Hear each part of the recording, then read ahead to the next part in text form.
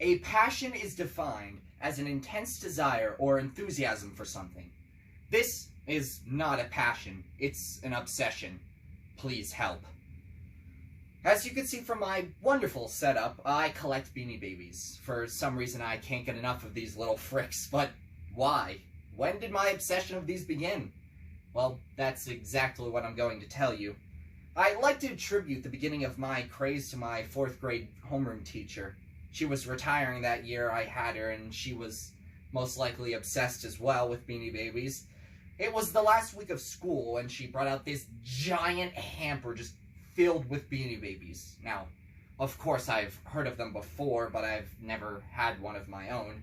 And by my surprise, as a gift for her final year, she gave us all one Beanie Baby. And that's where I got my first tracker. And that's where it all began. And my collection has only grown since then, and this is barely even half of it. Now, to talk a little more about how I got the rest of these. To clear up a misconception first, though, no, Beanie Babies aren't worth thousands of dollars. The only ones that are actually worth any money are some of the originals and misprints. So I'm not spending a fortune to get all of these. Most of them I get at yard sales around the county. I spend no more than $1 or $2 for these. Shopping online for these babies is outrageous, and this is usually where you see the ridiculous prices for them.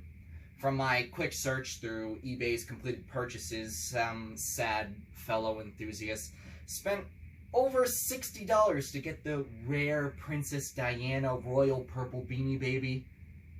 I got 2 of mine for $3, so you can see the markup and the inflation on these prices.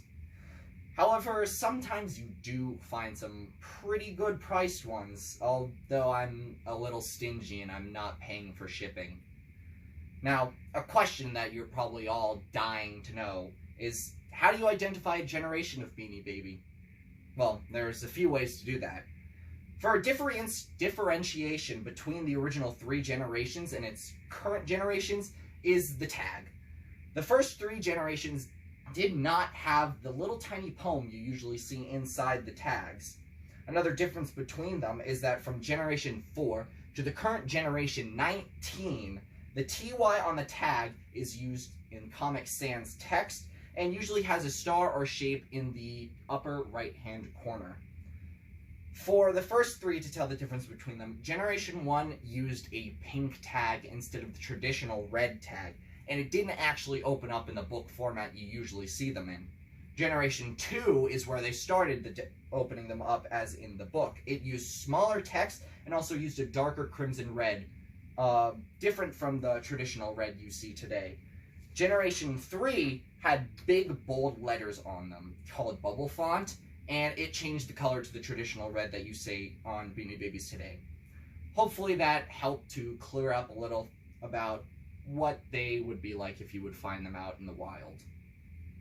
Again, I'd like to repeat from the beginning, this is more than just a passion, it's an obsession, and most likely a problem I'll probably have to figure out in the future, but I digress.